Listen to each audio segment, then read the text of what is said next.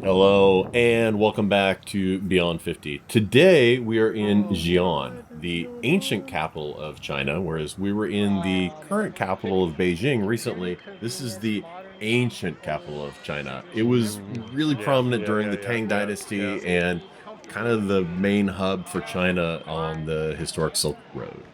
Now, I know that might sound like I'm just rattling off some random facts from the internet. Maybe I am a little bit, but the history is actually really relevant to what we're going to see today. Specifically, the Terracotta Warriors and how they got there and what the Terracotta Warriors are. Very historical, but also the architecture and even the street photography scene around Xi'an. It's all connected. It's all historical, has to do with the ancient capital. So let's go ahead and get into it.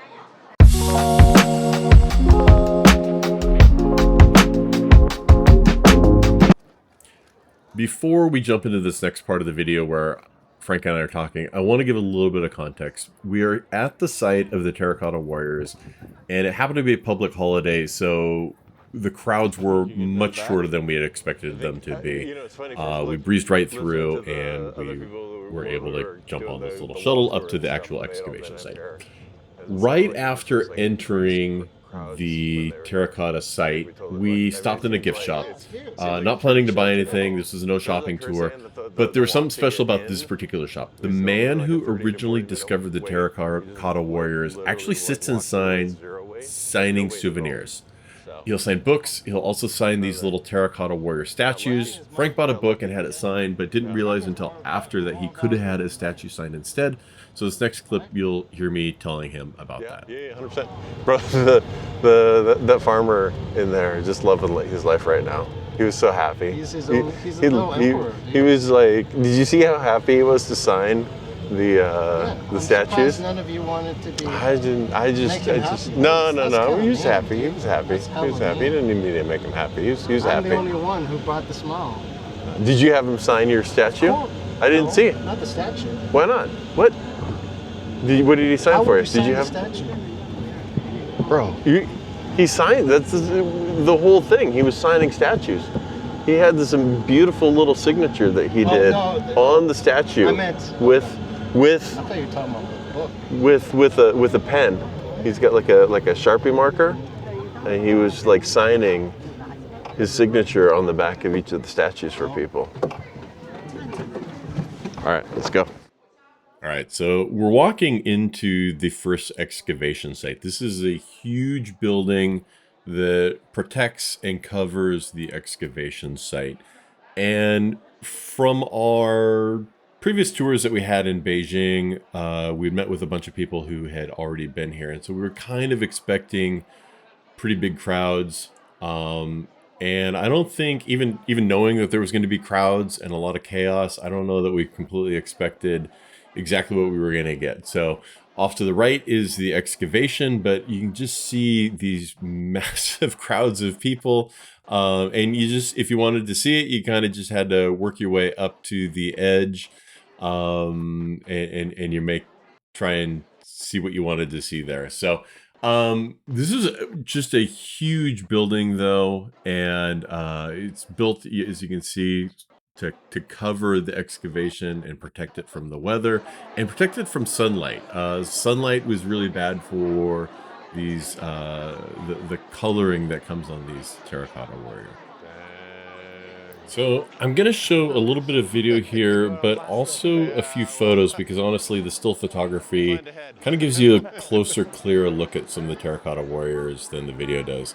Some of the pictures were taken by me, but probably the better ones taken by Frank since he had two very nice cameras on this trip.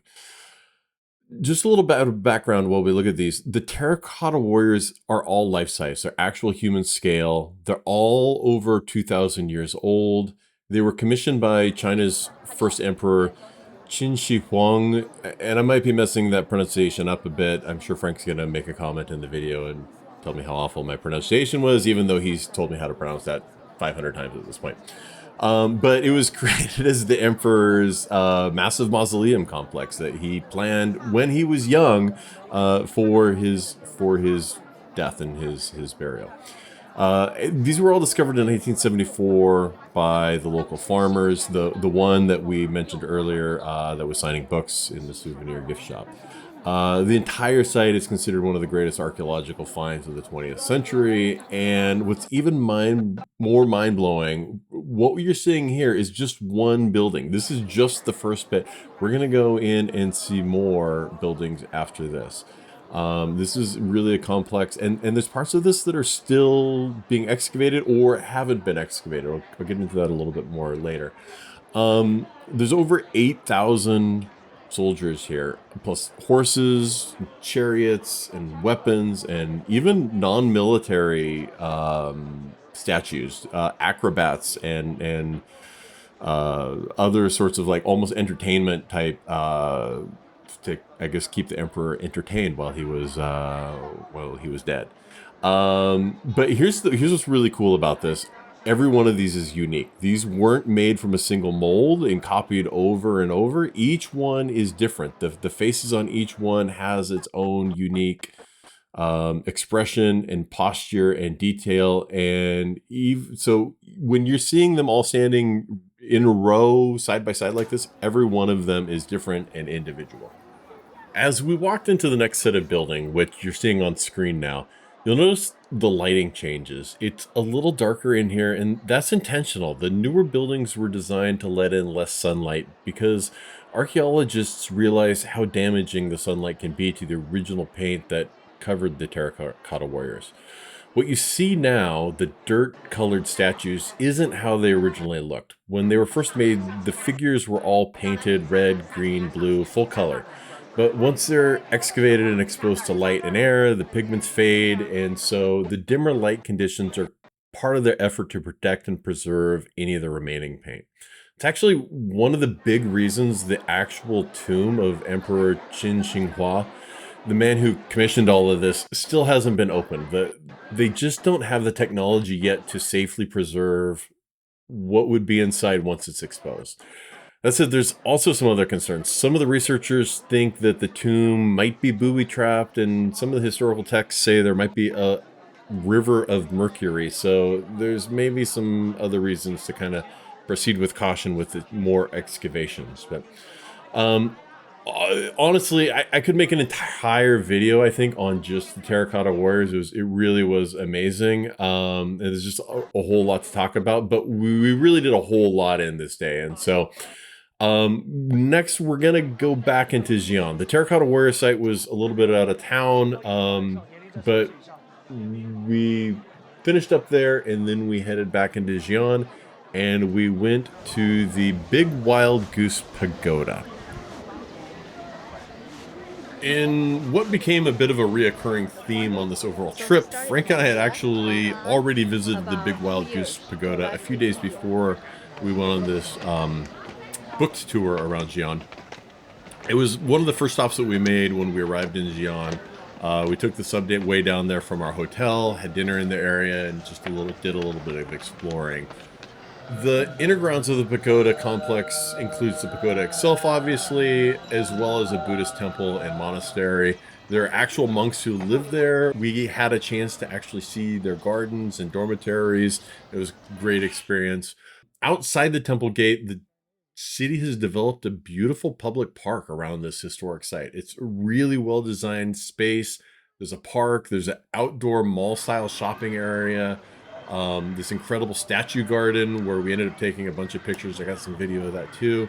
We found a DJI store, a Huawei store. So of course, we had a little bit of fun checking out the tech stores in the area. During the tour, we took even more pictures here, and it was really the first place we were in Xi'an where we saw people doing a lot of costume photography. One of the things we saw in Beijing, but it really stood out in Xi'an, people dressed in traditional outfits, taking photos with pagoda lit up in the background. Overall, super cool. Definitely one of the better places in the city to visit. Yeah. Dude, look at this. Look at this setting, man.